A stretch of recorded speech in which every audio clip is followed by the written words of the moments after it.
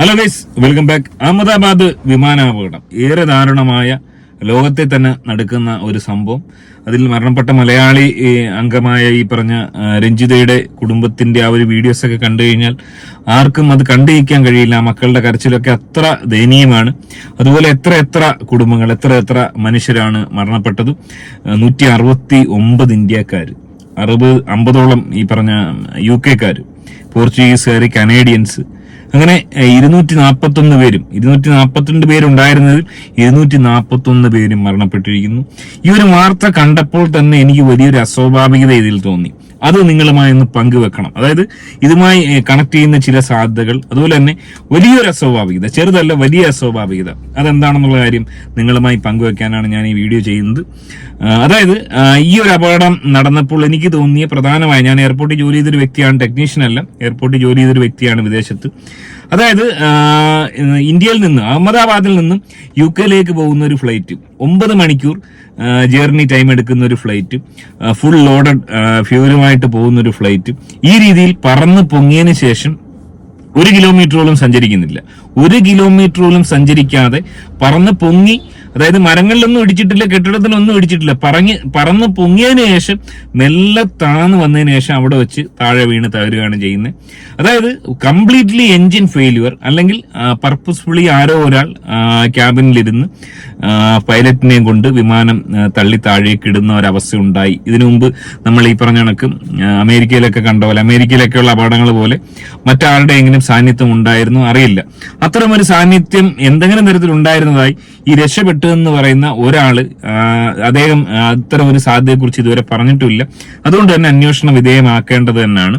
അതുപോലെ തന്നെ ഈ പറഞ്ഞ ഫ്ലൈറ്റ് പൊങ്ങുമ്പോൾ, അതായത് സാധാരണഗതിയിൽ ഈ പറഞ്ഞ ഫ്ലൈറ്റുകളൊക്കെ യന്ത്രം തകരാറുണ്ടായി കഴിഞ്ഞാൽ, എഞ്ചിൻ ഫെയിലിയർ ആയി കഴിഞ്ഞാൽ പൊതുവെ പൈലറ്റുകൾ ചെയ്യാറുള്ളത് ഒന്നുകിൽ അടുത്ത എയർപോർട്ടിൽ ഇറക്കുക, അല്ലെങ്കിൽ അവിടെ തന്നെ ഈ പറഞ്ഞ കണക്ക് വട്ടമിട്ട് പറന്നതിന് ശേഷം അവിടെ തന്നെ തിരിച്ച് ലാൻഡ് ചെയ്യിക്കുക, തകരാറ് പരിഹരിച്ചതിന് ശേഷം പോവുക.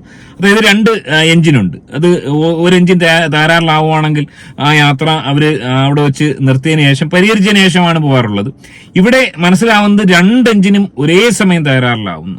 അത് വലിയൊരു ചോദ്യചിഹ്നമാണ്. എന്തുകൊണ്ടാണ് ഈ ഒരു ഫ്ലൈറ്റിന്റെ 2 എഞ്ചിനും, അതായത് UK-ലേക്ക് ഇത്രയും വലിയ ലോങ് ജേർണിക്ക് പോകുന്ന ഒരു ഫ്ലൈറ്റിന്റെ എഞ്ചിൻ ഇത്രയും അധികം ടെക്നീഷ്യന്മാരെ വെച്ച് പരിശോധിച്ചതിന് ശേഷം പൊങ്ങുന്ന ഈ ഒരു ഫ്ലൈറ്റിന്റെ എഞ്ചിൻ വിത്തിൻ സെക്കൻഡ്സ്, 30 സെക്കൻഡ്സിനുള്ളിൽ തകരാറിലാവുന്നു? ഒന്ന് ആലോചിച്ച് നോക്കുക. വലിയൊരു അസ്വാഭാവികതയല്ലേ? അങ്ങനെയെങ്കിൽ ആ ഒരു ടെക്നീഷ്യന്മാരുടെ ഒരു നിലവാരം എന്താണ്? അവരെ തുടർന്ന് ജോലി ചെയ്യിപ്പിക്കാൻ കഴിയുമോ? അതുകൊണ്ട് അതൊരു വലിയ ദുരൂഹതയായി ഇപ്പോഴും തുടരുകയാണ്. പിന്നെ ഈ പറഞ്ഞ പൈലറ്റ് ഇൻഫർമേഷൻ പാസ് ചെയ്തു എന്ന് പറയുന്നു, പക്ഷെ അത് കോള് കണക്ട് ആയിട്ടില്ല, അപ്പൊ തന്നെ കോള് കട്ടായും ചെയ്തു. അത് എന്താണ് പറഞ്ഞതെന്ന് അറിയത്തില്ല.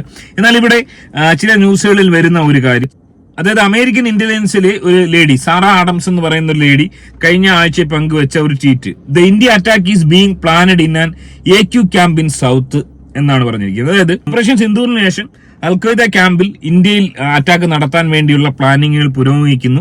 അത് പലതരത്തിലുള്ള അറ്റാക്കുകളാകാമെന്നുള്ളൊരു ട്വീറ്റാണ് പങ്കുവച്ചിരിക്കുന്നത്. ഒന്നിൽ കൂടുതൽ ട്വീറ്റുകൾ അവർ പങ്കുവച്ചിട്ടുണ്ട്.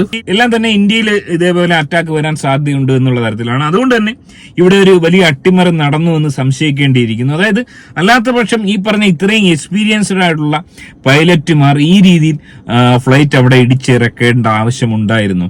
ഒരുപക്ഷെ കടലിന്റെ മുകളിലൂടെയാണ് പറഞ്ഞിരുന്നതെങ്കിൽ തീർച്ചയായും ഒരുപക്ഷെ അവിടെ ലാൻഡ് ചെയ്യിപ്പിക്കായിരുന്നു. ഇതിനു മുമ്പ് ഗരുഡ എന്ന് പറയുന്ന ഇന്തോനേഷ്യൻ ഫ്ലൈറ്റ് കടലിന്റെ മുകളിൽ ലാൻഡ് ചെയ്യിപ്പിച്ച് എല്ലാവരും രക്ഷപ്പെട്ട ഒരു സംഭവം ഉണ്ടായിട്ടുണ്ട് 6 മാസം മുമ്പ്.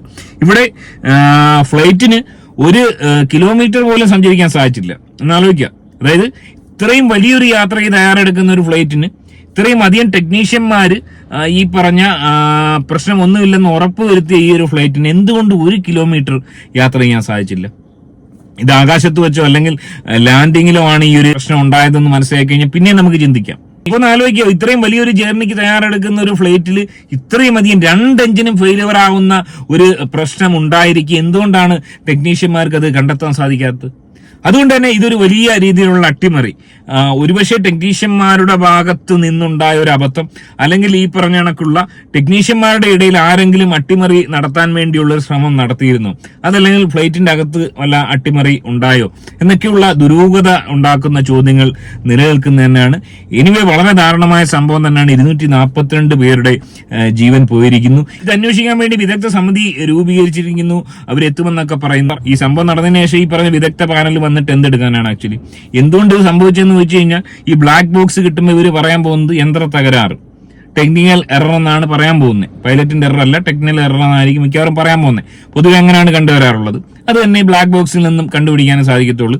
അല്ലാത്ത പക്ഷേ ഈ പറഞ്ഞ കണക്ക് എന്തെങ്കിലും അട്ടിമറി ഉണ്ടായിട്ടുണ്ടെങ്കിൽ, ആരെങ്കിലും ഒരാളുടെ സാന്നിധ്യം അവിടെ ഉണ്ടായിരുന്നു, അത്തരത്തിലുള്ള അട്ടിമറി ഉണ്ടായിട്ടുണ്ടെങ്കിൽ തീർച്ചയായും ബ്ലാക്ക് ബോക്സിലെ ഈ വോയിസ് റെക്കോർഡിലൂടെ അതെല്ലാം കണ്ട് എടുക്കാൻ സാധിക്കുമെന്ന് തന്നെയാണ് മനസ്സിലാക്കാൻ സാധിക്കുന്നത്. ഇനി ഈ ഒരു ഫ്ലൈറ്റ് അപകടത്തിൽ സാധാരണ അപകടങ്ങളിൽ കാണാത്ത രീതിയിലുള്ള വലിയ കടുത്ത അസ്വാഭാവികത എനിക്ക് പേഴ്സണലി ഫീൽ ചെയ്ത്. നിങ്ങൾക്ക് എന്താണ് തോന്നുന്നുള്ള കാര്യം നിങ്ങൾ അഭിപ്രായം രേഖപ്പെടുത്തുക. വളരെ ദുഃഖകരമായ, ഏറ്റവും ദുഃഖകരമായ, നമ്മൾ നമ്മുടെ വേണ്ടപ്പെട്ടവരൊക്കെ ഈ രീതിയിൽ ഫ്ലൈറ്റ് യാത്ര ചെയ്യുന്നവരാണ്.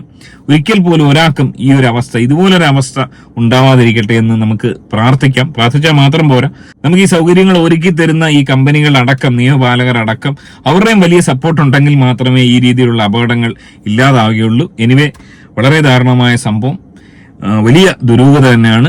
കാത്തിരുന്ന് കാണാം എന്താണ് സംഭവിച്ചതെന്ന്.